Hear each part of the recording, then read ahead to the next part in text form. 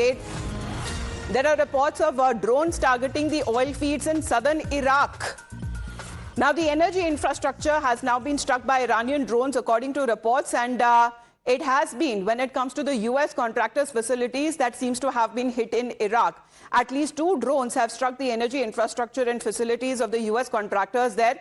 And the security officials added that there were unmanned aerial vehicles. Let's get you those pictures that have now come in. They targeted a compound that was housing the foreign oil company. Those pictures there you see on your screens. And this is now coming in from the warehouses as well that triggered fires at the facilities. And this compound, this area is said to be linked to the U.S. energy services firm. So we were looking at where? Biggest oil refinery in Saudi that was hit. Utkarsh sir, when we speak of Bahrain, again, another energy facility was hit, and now pictures are coming in from Iraq. Amitabh, Iran is working on a two-front strategy. Firstly, there was to bring about a security problem in the Strait of Hormuz and the Persian Gulf, which he succeeded by attacking all the Gulf things. Now they are doing energy infrastructure. Even if America manages to restore security situation in the Persian Gulf and the Strait of Hormuz, where would the oil come from? That is why energy infrastructures are being attacked.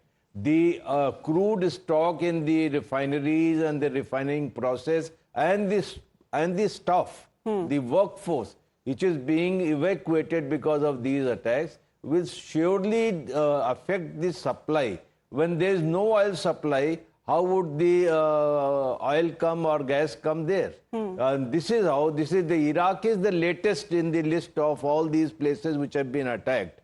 And mind you, the LPG, we are already feeling the heat. Today, last night, we have raised increased the prices of LPG cylinders in India. But we are looking at this attack that is also coming amid a spate of drone and missile incidents that have been reported across Iraq and the region, including the strikes on oil fields and the cargo section that has now been reported at the Basra International Airport. Now, in the meantime, let's talk about, how this conflict that has continued for more than a week now since Israel and US joined operations that carried out against Iran. But the uncertainty only has, however, continued. What was the objective? Was it to destroy Iran's military capability, the nuclear capability, or was the objective to change the regime altogether? Because Khamenei was killed on day 1 ever since these joint operations were launched. Now, Israeli Prime Minister spokesperson tells Group Editor-in-Chief Navika Kumar what really prompted Israel and the US to team up and launch an offensive on Iran. Listen in.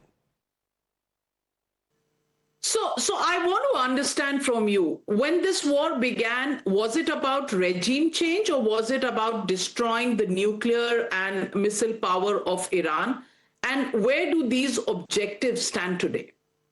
The objectives stand the exact same way that the Prime Minister has laid out, in addition to President Trump, and that is to remove the immediate threat that the ballistic missile program Iran has and the nuclear program that Iran has, to remove that threat because it was imminent. I want to tell you that we believed that Iran was going to attack us first. We had evidence, we had intelligence to prove that, and we decided to defend ourselves. And that's why this operation was launched. In addition, after the Operation Rising Lion took place in June, in addition to Midnight Hammer, where Israel and the United States worked together to deteriorate the nuclear program that's in Iran, we noticed within the last 6 months that Iran was continuing to build underground bunker sites to continue expanding this nuclear program and the ballistic missile site as well. We saw that, and we realized if we don't act now, there will be a massive problem and a large threat to the world